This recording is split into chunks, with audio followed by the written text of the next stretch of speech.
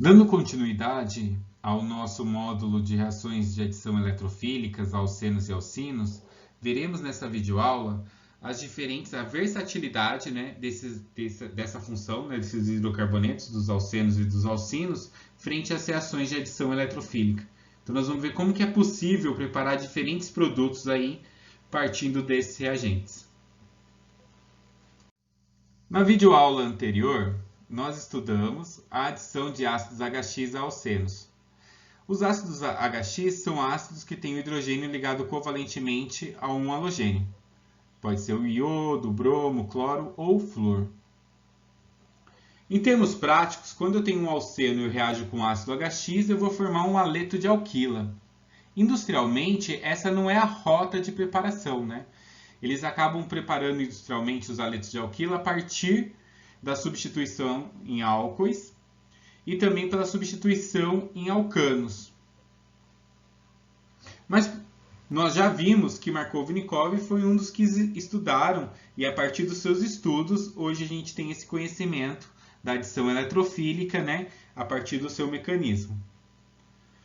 Para a gente realizar isso em laboratório, para fazer uma adição de HX em laboratório, nós precisamos utilizar algum solvente. Os solventes normalmente empregados são o pentano, benzeno, diclorometano, clorofórmio, ácido acético e piridina. Lembrando que benzeno é cancerígeno, diclorometano e clorofórmio são solventes clorados, que estão em desuso, e piridina é bastante tóxica. Bom, vamos ver alguns exemplos aí. Quando eu reajo esse alceno com HBr no estado gasoso, utilizando clorofórmio a menos 30 graus, eu obtenho quem? Esse produto clorado com 76% de rendimento. Na reação de baixo, eu vou ter o quê? O metilciclopenteno reagindo com HCl a 0 graus Celsius e aí a gente vai ter um rendimento muito próximo a 100%.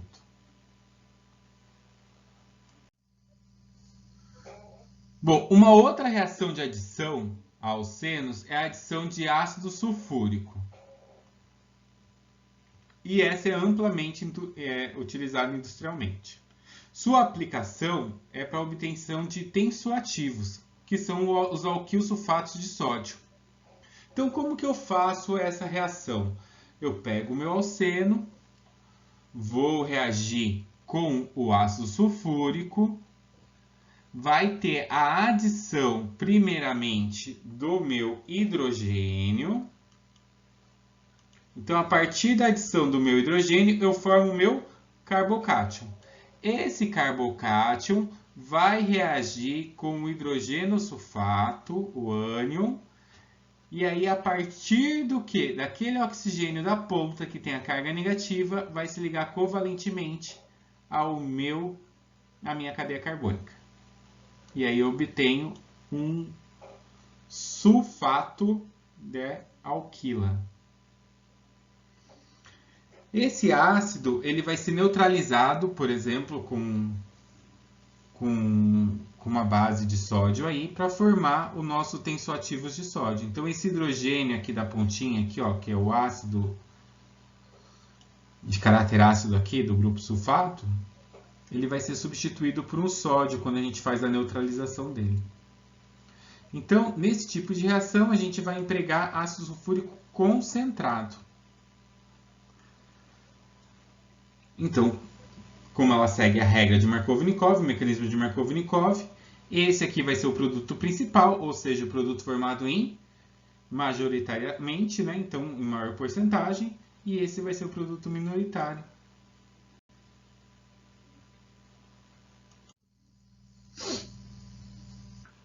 A hidratação eletrofílica de alcenos ela ocorre a partir da adição de água. Se eu colocar somente água, não ocorre nenhuma adição, não ocorre reação. Mas se eu colocar isso em meio ácido, aí sim, essa reação já se processa em temperatura ambiente. Então, ó, se eu pegar esse alceno, colocar em meio aquoso, mas esse meio aquoso estiver ácido, eu consigo produzir um álcool.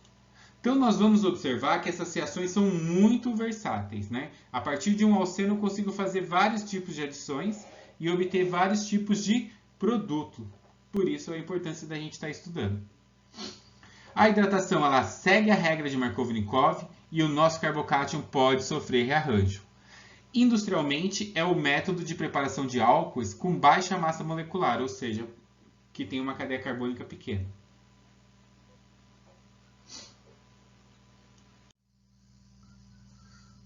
Para essa reação, a gente vai empregar uma solução aquosa de ácido sulfúrico a 50% ou ácido fosfórico. Então, são dois ácidos fortes desidratantes.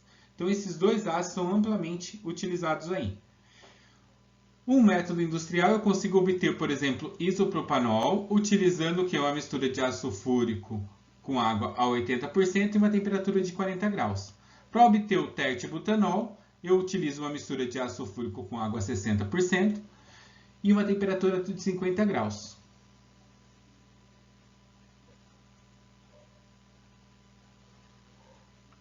Bom, como funciona o mecanismo?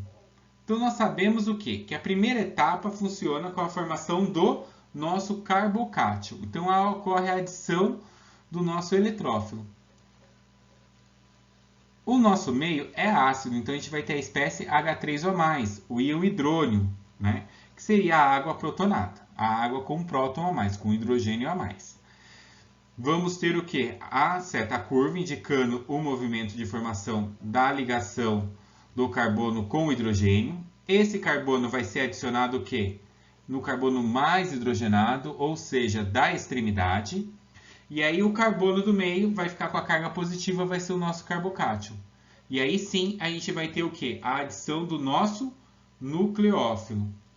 Esse nucleófilo ele vai ser quem? Uma molécula de água do meio, em que o oxigênio vai utilizar um dos pares de elétrons não compartilhados para ser adicionado.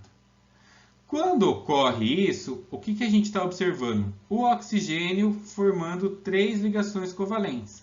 Quando ele está com 3 ligações covalentes, ele está com uma carga formal positiva e ele tem somente um par de elétrons não compartilhados. Então, a gente fala o quê? Que a gente formou o nosso álcool, mas esse álcool está protonado, ou seja, ele tem um hidrogênio a mais. Esse hidrogênio a mais aqui, ó, da ponta, vai ser o quê? Vai ser removido por uma molécula de água do meio. Quando essa água remove esse próton aqui do nosso álcool, ele regenera o nosso catalisador, a nossa molécula inicial, que é o íon hidrônio. E aí a gente tem a formação do nosso álcool. Pensando aí no diagrama de energia, nós vamos ter aqui, ó, algumas curvas aí. Então, a primeira etapa é a formação do nosso carbocátion. O nosso carbocátion secundário está aqui. A segunda etapa é a formação do nosso álcool protonado. E, por fim, a nossa última etapa seria o quê? A formação do nosso álcool e a regeneração do nosso catalisador, que é o íon hidrônio.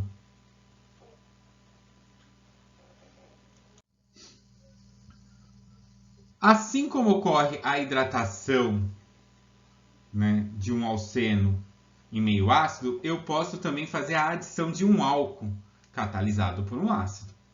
Então, ao invés de utilizar a água, eu vou utilizar um álcool.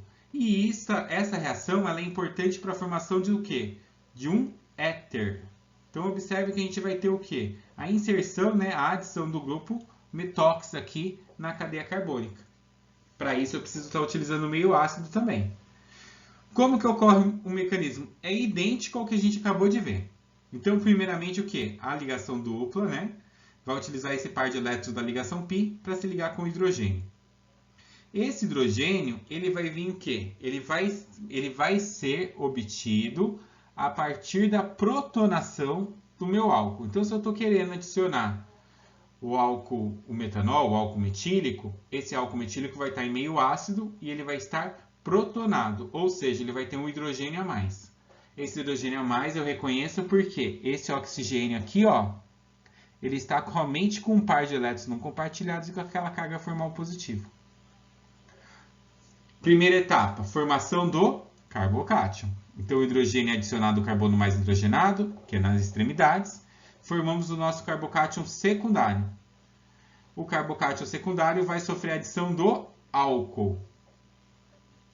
Ocorreu a adição do álcool, observem que novamente aqui, ó, onde eu estou colocando a seta, o nosso oxigênio está fazendo 3 ligações, carga formal positiva para ele. O que ele vai fazer? Ele vai doar esse próton para uma outra molécula de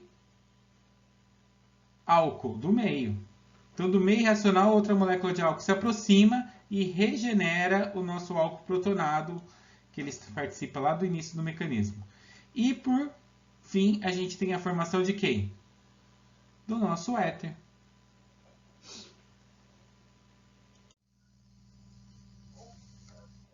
Pessoal, agora nós veremos a reação de halogênios a alcenos. E como que ocorre essa adição eletrofílica? O mecanismo agora é um pouquinho diferente. Normalmente a gente vê o quê? A cloração e a bromação. E a gente utiliza esses halogênios em tetacloreto de carbono, que é um solvente inerte, cloroforme, diclorometano e ácido acético. O único aí que não é um solvente clorado é o ácido acético. Prestem atenção que essa reação é estereosseletiva, ou seja, ela tem uma posição de adição, que é chamada de anti, que é parecida com a trans. Eu vou falar com detalhes com vocês. Então vamos lá para a reação, ó, o mecanismo aqui, ó. Eu tenho o meu alceno e ele vai se aproximar aqui da molécula do halogênio, que é apolar. Então, ela sendo apolar, significa que ela não tem polos. Mas quando o meu alceno chega rico em elétrons ali, ele vai ter o quê? Uma carga positiva ali, né, associada, porque ele tem mais elétrons ali. Isso provoca uma distorção na nuvem eletrônica do meu halogênio. E aí eu vou ter a formação de um dipolo. Então, ele causando essa distorção, forma um dipolo positivo e um dipolo e um outro polo negativo aqui. Uma diferença de densidade de carga eletrônica. Esse alceno utiliza o seu par de elétrons da ligação dupla e se liga com um dos átomos, né, no final das contas, com o átomo que está com a densidade de carga positiva. Ponto. Ele fez a ligação covalente com esse halogênio. Esse halogênio vai formar, ó, teve adição. Observem que ele tem 3 pares aqui de elétrons não compartilhados. O que ele vai fazer? Ele vai tentar ajudar o carbono vizinho, que está com a carga positiva, a estabilizar aquela carga. Como que ele faz isso, né? Ele doa um dos 3 pares de elétrons para aquele carbono. Formando quem? Um outro intermediário. Então é formado primeiramente o carbocátion, e logo em seguida a gente vai formar um íon, que é chamado de íon bromônio, se for de bromo, ou íon clorônio, se for de cloro. O que aconteceu aqui, ó? A gente formou um ciclo, né? Porque esse bromo está fazendo 2 ligações covalentes, o que não é comum para um halogênio, não é isso? Por não ser comum, ele vai ficar o quê? Fazendo uma ligação covalente a mais, ele fica com uma carga formal positiva. Lembrando que ele é um intermediário. O que acabou acontecendo quando eu formei esse intermediário? Ele bloqueou esse lado. Então, a próxima adição, né, a adição do próximo halogênio, ela só pode ocorrer o quê? Na posição do lado oposto, né, em posição contrária ao outro átomo de halogênio. Por isso que ela é chamada de adição anti. Por que eu não falo trans, gente? Porque, ó, apesar de estarem em posições opostas, a ligação aqui é somente simples. Se ela fosse dupla ou se a estrutura fosse rígida, eu poderia falar trans. Mas como é uma ligação simples e permite livre rotação, a gente fala que é anti. Tá? Então, a adição é do tipo anti. Então, nós vimos, por exemplo, que se eu tiver um alceno e fazer a cloração, eu poderia estar representando dessa forma, porque depois que ele já entrou os 2 cloros, eles têm livre rotação, nada impede deles ficarem do mesmo lado. Não estaria errado. Por exemplo, se eu tivesse essa cadeia fechada, né? Então eu tivesse aqui o ciclo penteno e fizesse a bromação utilizando tetacloreto de carbono, eu não poderia representar dessa forma. Por quê? Eu não posso obter esse composto cis, mesmo no papel eu não posso desenhar dessa forma. Eu tenho que desenhar eles da forma trans. ok? Esse produto não é formado, por isso que ele está com X aí. Lembrando da questão da adição.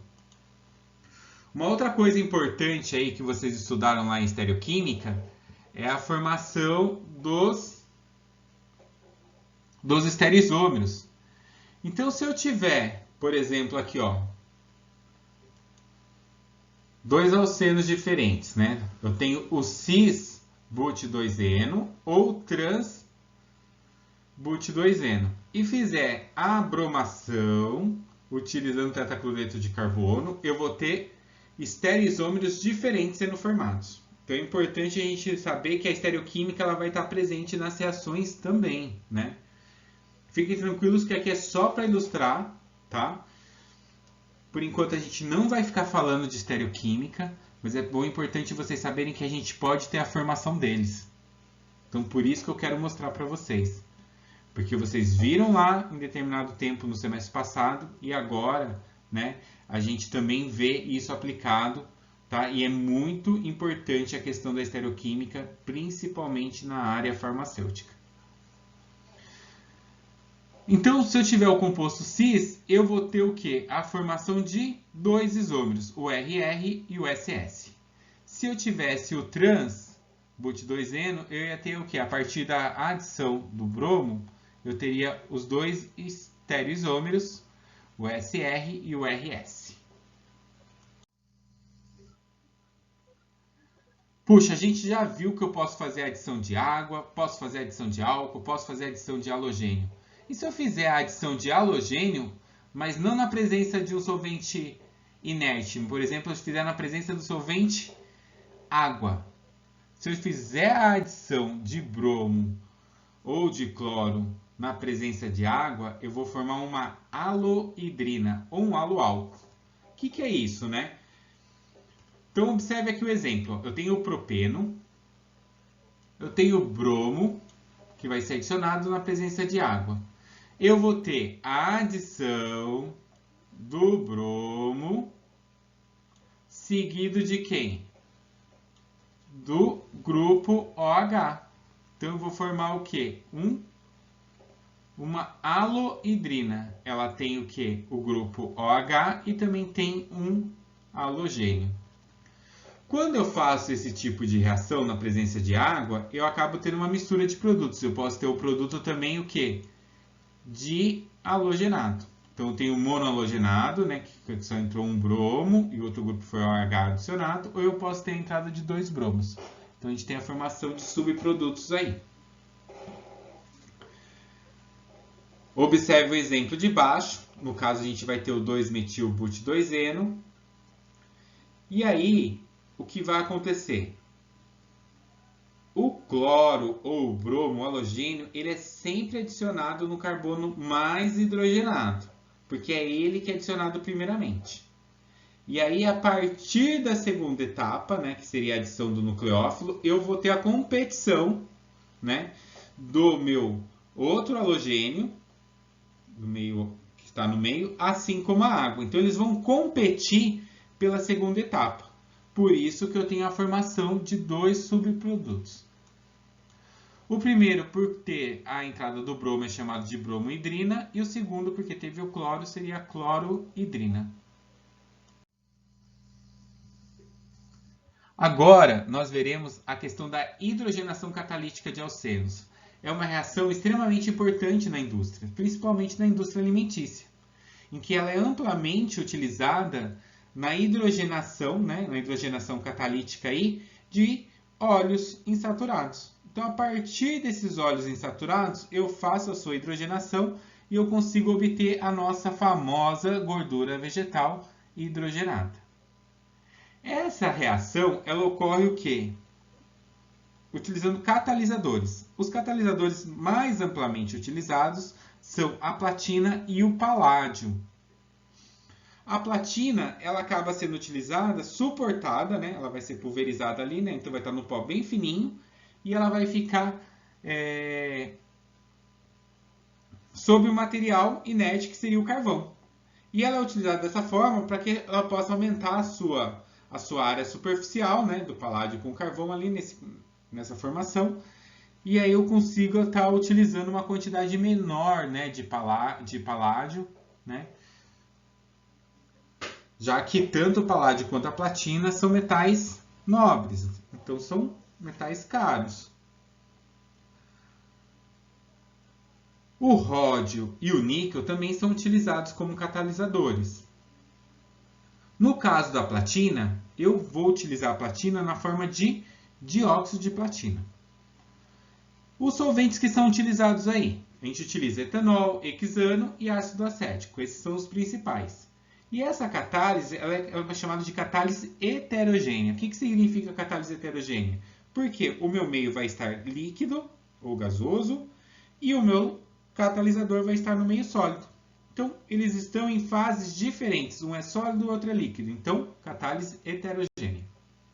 Vamos entender um pouquinho como que ocorre o mecanismo de hidrogenação. Essa reação ela também é estereosseletiva. O que significa? Que ela ocorre uma adição sim. Lembra? A outra era anti, eram como se fosse a trans, lados opostos dessa adição. Essa é sim, é como se fosse a cis, do mesmo lado. Então, o catalisador, primeiramente, ele vai absorver hidrogênio na sua superfície. Quando ele absorve, ele separa a molécula de H2 em hidrogênios moleculares, em hidrogênios atômicos. Esses hidrogênios atômicos eles vão estar dissolvidos na superfície do catalisador e vão estar prontos para serem adicionados à molécula de alceno. A molécula de alceno entra em contato com o nosso catalisador e aí você faz o que? A adição, né? O nosso catalisador ele faz essa transferência dos hidrogênios para a molécula do alceno. Quando ele faz isso, a gente produz um alcano, ou seja, a gente satura a ligação insaturada. Ocorrendo essa transferência dos hidrogênios, a gente regenera o nosso catalisador, que estará pronto o quê? Para a inserção de novos hidrogênios para fazer a ligação com o carbono da dupla. Às vezes, como está sendo mostrado ali, ó, nesses dois mecanismos, eu posso fazer a adição de uma vez só dos dois hidrogênios ou eu faço uma por vez, tá? Então, não foi identificado, né? Eles sabem que pode ocorrer das duas formas.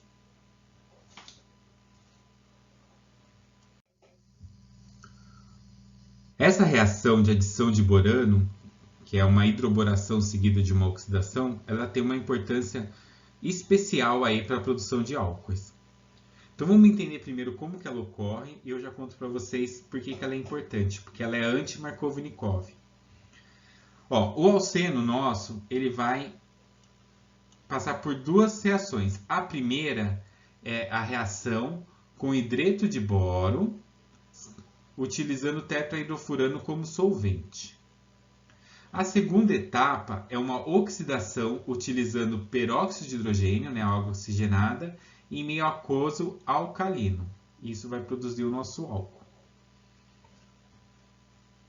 Isso é importante porque eu consigo o quê, gente? Ó, dá uma dica para vocês. A gente consegue colocar, né, a hidroxila na extremidade. Que quando é uma reação via Markovnikov, ele dificilmente entra no onde? Na extremidade. Ele sempre vai ficar o OH formando um álcool secundário e um álcool terciário. Então, ela é importante para a preparação de álcoois primários. Então, vamos lá, vamos entender um pouquinho essa reação. Ó. 3 mols do meu alceno vão reagir com hidreto de boro, utilizando tetrahidrofurano como solvente. O que vai acontecer? O boro vai se ligar com 3 mols da nossa cadeia carbônica. Então, ele formou esse intermediário aqui. Esse intermediário vai ser oxidado. Quando ele é oxidado, né, por peróxido de hidrogênio em meio aquoso alcalino, vai ocorrer o quê? A formação de 3 mols do nosso álcool. E é a formação do nosso borato, ânion borato aí. Então o boro vai ser oxidado a borato e a nossa cadeia carbônica vai ser oxidada a um álcool.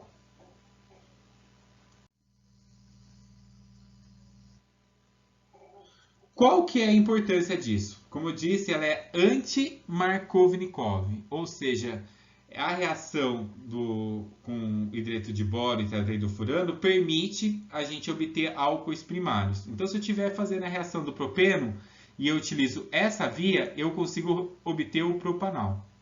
Porém, se eu fizer o propeno utilizando a adição do jeito que a gente viu, utilizando ácido sulfúrico, né, e água, eu vou obter quem? O propan-2-ol, que é um álcool secundário.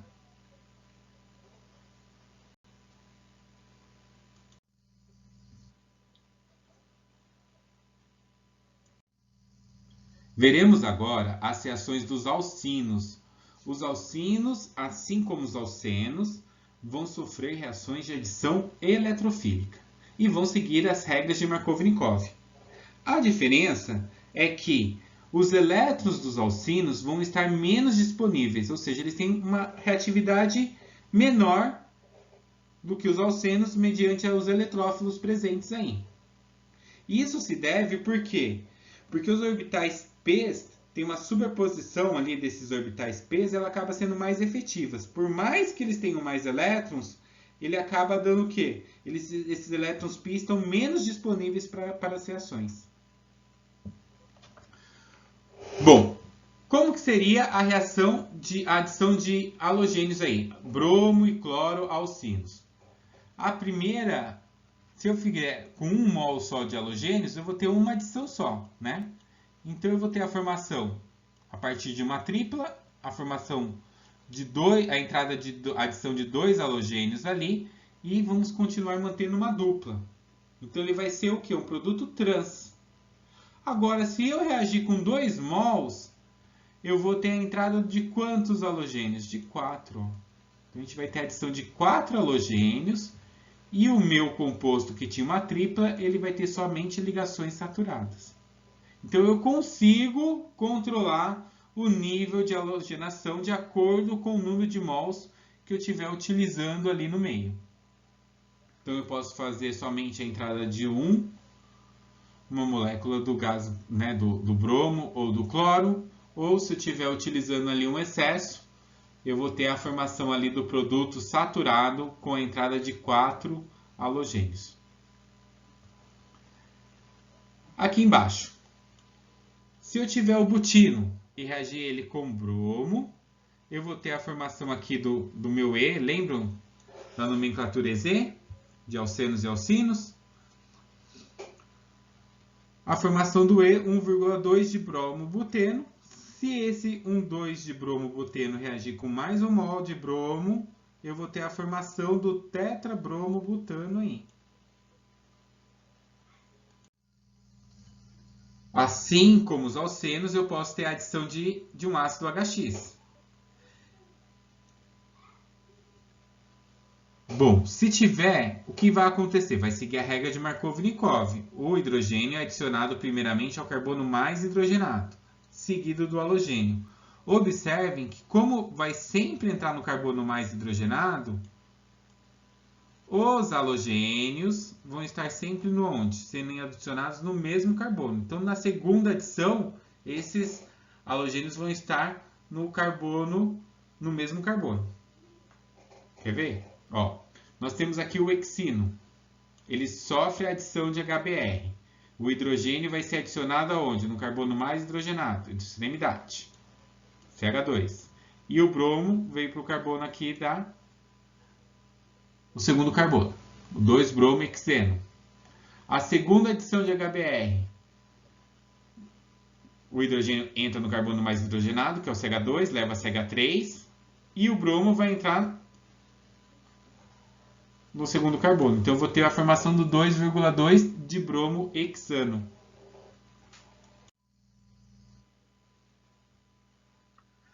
Os alcinos também podem sofrer reações de hidrogenação. Assim como os alcenos, eles podem ser hidrogenados e vão utilizar os mesmos catalisadores metálicos, né? Assim como a gente tinha visto no mecanismo anterior. A diferença é que eles podem formar o quê? Um alceno como intermediário da reação. Então, o alcino vai ser parcialmente hidrogenado a um alceno e depois ele vai finalizar sendo totalmente hidrogenado, formando um alcano. Não se esqueçam, hein, pessoal? Ficou com alguma dúvida?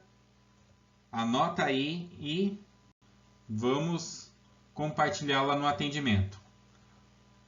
Caso não consiga participar do atendimento, pode deixá-la lá no fórum, lá, registrar essa dúvida no fórum do Moodle. Um abraço para vocês e até mais.